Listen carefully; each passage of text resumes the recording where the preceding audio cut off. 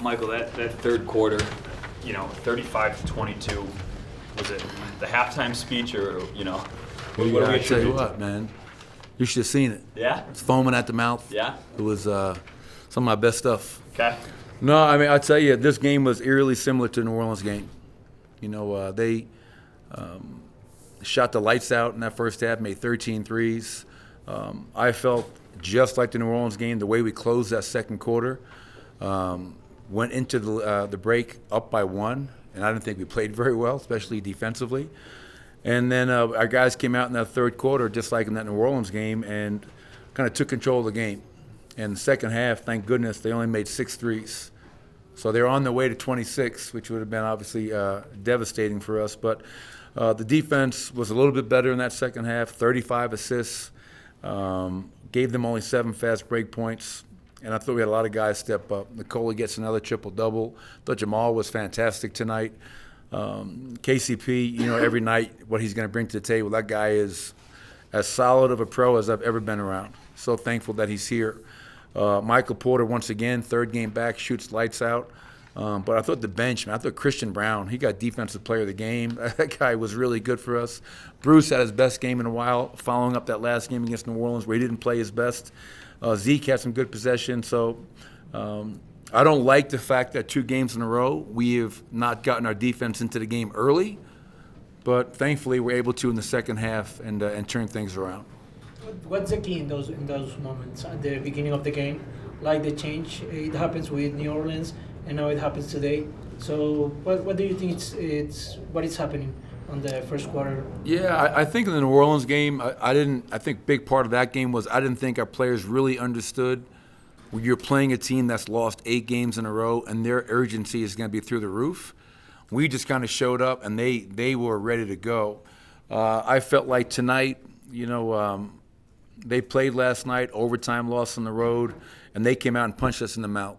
And you're going to respond to that or you're not, and we did tonight. But we have been a very good first quarter team, obviously. But, I think us and the Warriors are the 2 top first quarter scoring teams in the league. And you saw it tonight, 35 for them, 34 for us.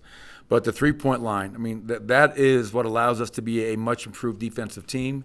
And tonight, obviously, 19 made threes is not going to cut it, and we have to be a lot better.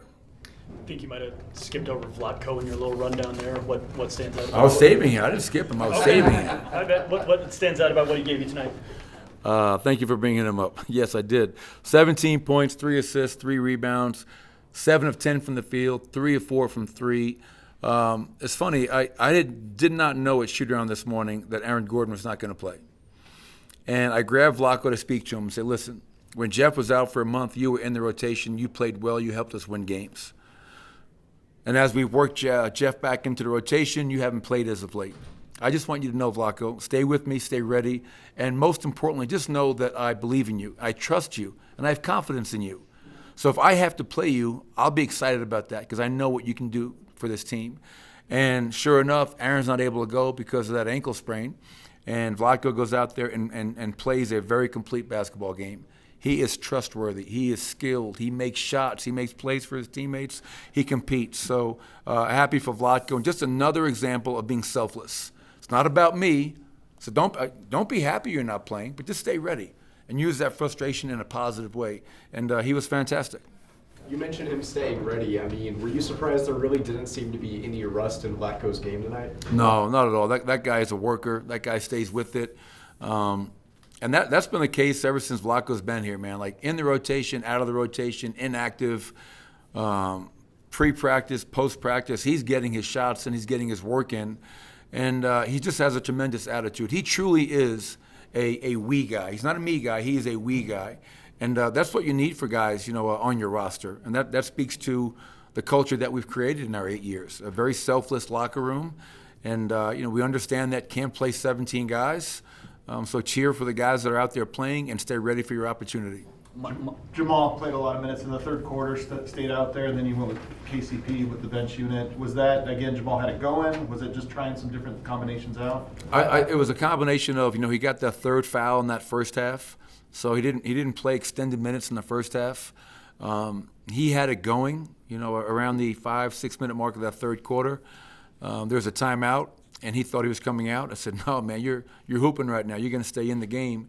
And then that's a luxury that we have. Depending on the game, the flow of the game, you can keep Jamal and get KCP. So now you can put KCP back in there with Bruce and Christian and Jeff and Zeke, and that is a great defensive lineup. If first half we got Jamal out early to bring him back with that second unit. So just the versatility, depending upon how the game is going, how Jamal is playing, and all the other things that go into it. Is there anything specifically you read from the minutes of that bench unit that played together? Like meaning like offensively, is there anything you saw that you liked, or defensively, or just getting a new look at a new lineup? Yeah, I think, just the offense off of our defense. I mean, I think, when we have like guys like Christian and Bruce and KCP pressuring the ball, and you have the versatility that Zeke brings to the table, you can switch everything.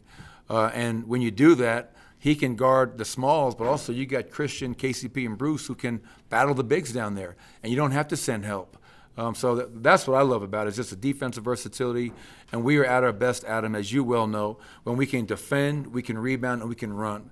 We're top 4 in fast break points per game this year. That was a point of emphasis, and we had 15 tonight, which is a little bit below our average, but not a bad number.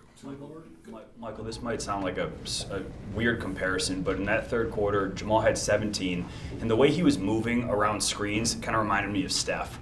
And I believe that Jamal has watched Steph before, watched film of him. Do you buy that at all? Do you think there's anything to the way that Jamal was moving tonight that reminded you of him? Yeah, I mean, obviously Steph Curry is an all-time great player, arguably the greatest shooter to ever play.